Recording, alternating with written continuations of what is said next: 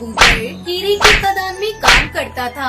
एक दिन वो अपनी पत्नी टुनटुनी से कहता है, टुनटुनी, आज मेरी तबीयत कुछ ठीक नहीं लग रही है। आज मैं जल्दी घर आ जाऊंगा। जब आपकी तबीयत ठीक नहीं है तो हीरे की खदान में काम करने क्यों जा रहे हो? वैसे भी वहाँ सांस लेना मुश्किल है। कालू सेठ से आज छुट्टी ले लो।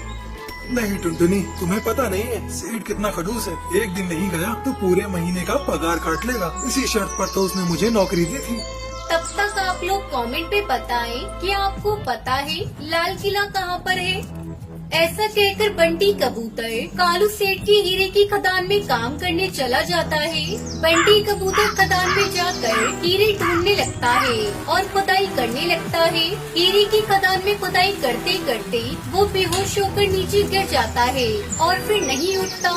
शाम को बंटी कबूतर घर नहीं आया तो टुनटुनी चिड़िया को उसकी चिंता सताने लगी। बच्चों, अभी तक तुम्हारे पापा घर नहीं आए। मैं तुम्हारे पापा को देखने जा रही हूँ। रात होने को आ रही है। ठीक है माँ, तुम जाओ, मैं टुन्नू का ध्यान रखूंगी।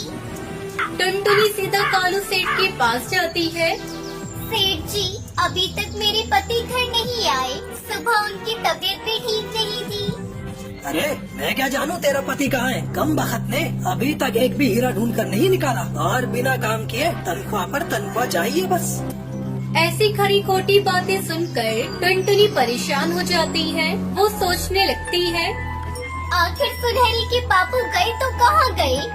टुनटुनी अपने पति को ढूंढने लगती है और उसी खदान के अंदर पहुंचती है और वहाँ बंटी जमीन पर पड़ा मिलता है। उसके पास एक नीला हीरा पड़ा था। वो बहुत तेज चमक रहा था। हाय रब्बा, ये क्या हो गया आपको? आंखें खोलिए। आंखें खोलिए बंटी जी, आंखें खोलिए। बंटी का पूरा शरीर ठंडा पड़ चुका था।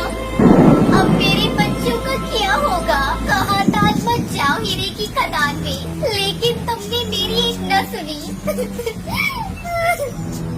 टुनटुनी रोती हुई घर आती है और साथ में वो जादुई नीलम हीरा अपने साथ ले आती है।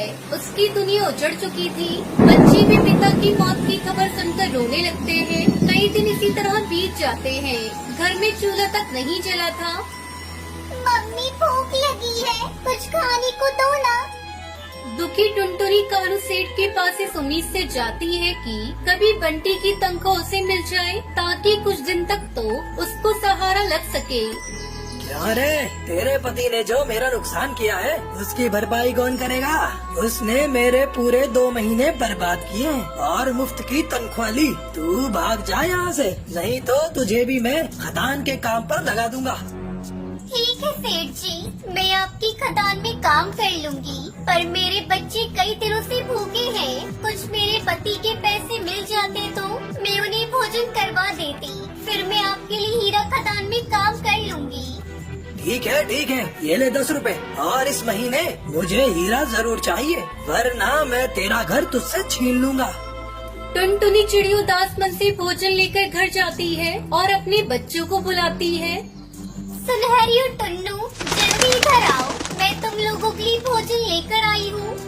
माँ की आवाज सुनकर बच्चे भागकर बाहर आते हैं। दोनों बच्चे खाना खाने लगते हैं और टुनटुनी की नजर उस चमकीले हीरे पर जाती है।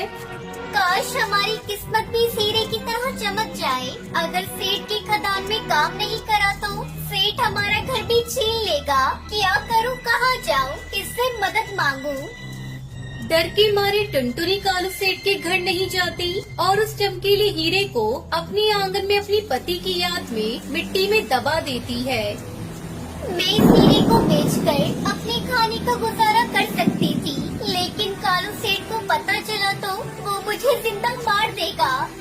अगले दिन जब टुनटुनी अपने घर के आंगन में निकलती है तो उसके आश्चर्य का ठिकाना नहीं रहता। पूरे आंगन में हीरे की फसल उगी हुई थी। चारों ओर हरे भरे पेड़ पर नीले चमकते हीरे दिखाई दे रहे थे। ये देखकर टुनटुनी खुश हो जाती है और वो जल्दी जल्दी हीरों को तोड़कर बाजार में बेचने चली जाती है। अब उसका पहले से भी ज्यादा बड़ा घर था और घर में खाने पीने की कोई कमी नहीं होती। इस तरह टुनटुनी हीरे की खेती करके